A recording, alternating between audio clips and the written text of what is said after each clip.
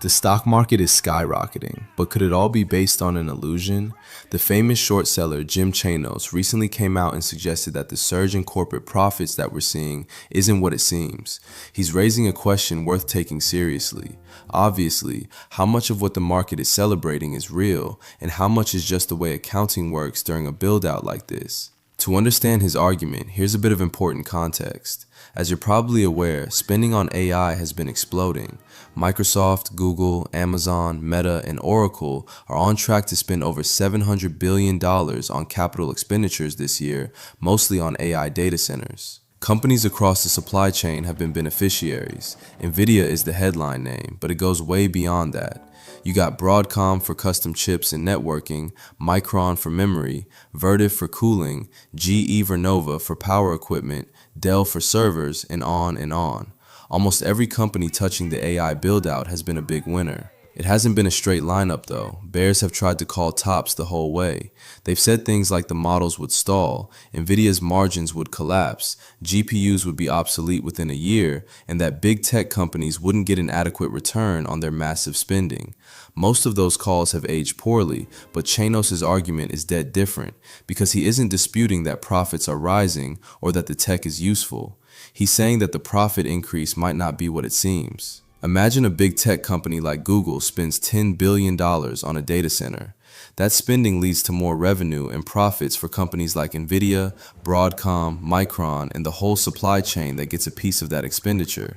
Those companies recognize that revenue right away, and a big chunk of it drops straight to their bottom line because profit margins in the space are sky high right now. But for Google, that $10 billion doesn't subtract completely from its income statement. It gets capitalized as an asset on the balance sheet and gets recognized over time. It gets depreciated over the useful life of the chips and other infrastructure, which the big tech companies generally assume is 5 to 6 years. So in the first year, only a small fraction of that $10 billion shows up as an expense for Google, maybe $2 billion of it. The rest sits on its balance sheet to be expensed in the following years.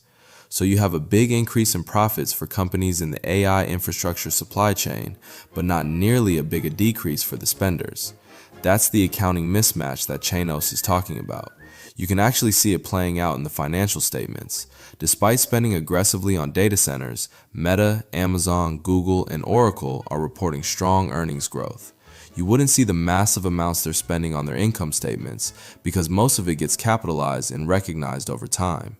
Where you do see it is free cash flow, which has compressed dramatically. In the latest quarter, Meta reported $27 billion of net income, but only $12 billion of free cash flow, reflects the slow recognition of costs based on the accounting we just discussed. Free cash flow, on the other hand, reflects the actual money going out the door, and right now, a lot more money is going out the door than the earnings number alone would suggest. So that's the thesis. During these capital spending booms, profits pour into companies across the supply chain, while costs for the buyers are deferred. That's why earnings can appear really strong during these periods. According to analyst estimates, SP 500 earnings are on track to grow 21% this year, the fastest pace of growth since 2021, and the second fastest since 2010. But Chanos argues that once the boom ends, the dynamic could reverse. Revenue dries up for the suppliers while the buyers are still depressed, appreciating the infrastructure they bought, and earnings get pulled lower as a result. Of course, not everyone agrees with this view. Bulls argue that there isn't anything nefarious going on. This is literally how accounting works. When you build a long-lived asset, you spend the cost over its useful life. And that makes sense.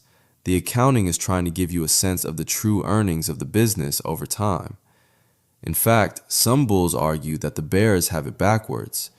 If the AI chips and infrastructure being deployed today are still generating revenue 7 or 8 years from now, then the 5 to 6 year depreciation schedules that big tech companies are using might actually be too aggressive. In that case, the accounting is understating the long-run earnings power of these companies, not overstating it. Now, there is some evidence for this view. NVIDIA's older chips are holding their value much better than many had predicted. The company's Hopper chips, which started shipping in 2022, are still in high demand in 2026. Many companies are running them in production. alongside the latest Blackwell generation of chips. So, from that perspective, the timing question of when costs hit the income statement versus when supplier revenue does isn't quite as alarming as it might seem. But many bears come back and argue that accounting isn't the only thing inflating earnings. They have a second concern, totally separate from how costs get recognized, and it's about whether the money flowing through all of this is even real. This is the whole circular financing idea. OpenAI and Anthropic are spending big money on AI infrastructure, the bears concede, but those model companies themselves are being funded by the companies building the AI infrastructure, and that's not sustainable. Here's what the bears mean. Let's say OpenAI spends $5 billion on compute from Microsoft to train and run its models. That's real revenue for Microsoft, who uses some of it to buy more chips from NVIDIA. That's real revenue for NVIDIA too. But then, using their cash, NVIDIA and Microsoft turn around and invest billions of dollars back into OpenAI.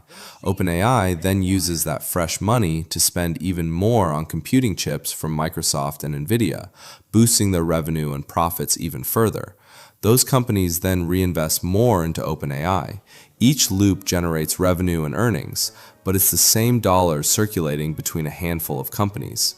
Now, the bull's counter is that the loop isn't really a loop because there's real outside money pouring in.